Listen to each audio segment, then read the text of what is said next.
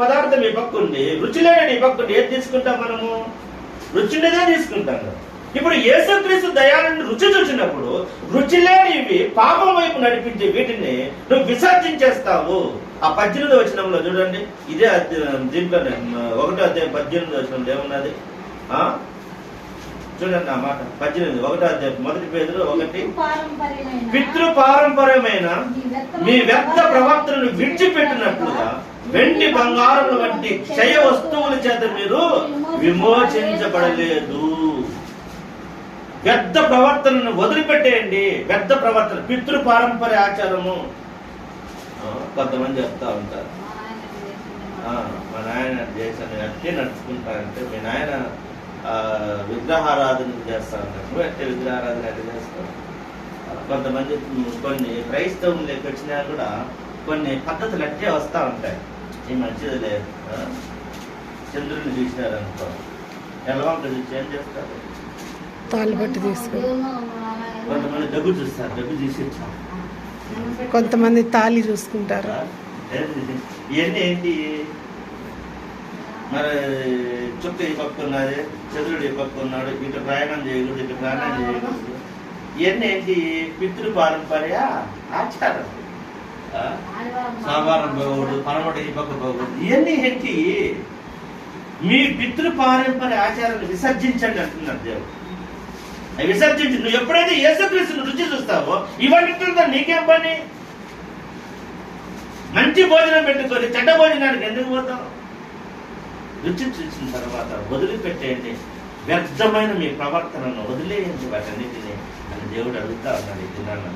అలాగే కాబట్టి ఆయన పాలను అపేక్షించండి అంటే, నిర్మలమైన పాలను అపేక్షించాలంటే ఈరోజు చిన్న బిడ్డ పాలకు ఏ విధంగా తనుకులాడుతూ ఉంటుందో, ఎన్నిసార్లైనా తాగుతూ ఉంటుందో, అలాగే మీరు ఎప్పుడైతే నువ్వు క్రీస్తులో కొత్తగా జన్మిస్తావో, క్రీస్తులో నువ్వు ఎప్పుడైతే కొత్త జన్మ అనుభవంలోకి వస్తావో ఎక్కువ వాక్యం చదవాలనిపిస్తావు.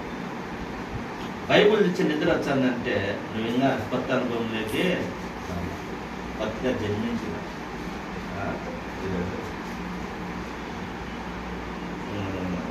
స్వర్ణం అడుగుతా అంటారు, అన్న ఆ వాక్యం ఏమన్నా, ఈ వాక్యం ఏమన్నా, దీనికి ఏమన్నా అంటే కొత్తగా జన్మించిన అనుభవం తెలుసుకోవాలని ఆశ. చిన్నపిల్లకి ఎవరు చెప్పాల్సిన పని లాగలేదు, అరుస్తుంది, కాలు చేసి దాడి కేకలేస్తారు.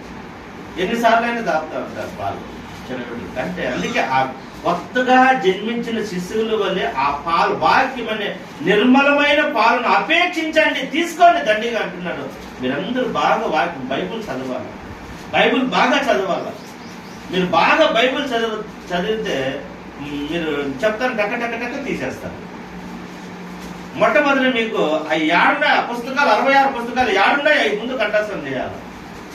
ముందు ఆదికాండం నుంచి ప్రకటన దాకా ముందు కంఠస్థం చేయాలి. మళ్ళా బైబిల్ చదివితే ఆటోమేటిక్గా వస్తారు. ఇప్పుడు ఏదుంటే తెలిస్తే కదా. మెడికల్ షాప్ లేకపో పలానా మాత్రం కరెక్ట్గా ఆయనకే పోతాడు వాడు, అన్ని మొదటి చదువులాడుకుంటూ పోతాడా? వాడికి చెప్తాడు. ఎందుకంటే వానికి ఏ అక్షరంతో ఏ టాబ్లెట్ ఉన్నదని రాక్ మీద రాసుకుంటాడు, అన్ని చెక్ చేసుకుంటాడు. వాడు చూస్తేనే మనం అడిగింది ఎత్తుకొచ్చిస్తారు.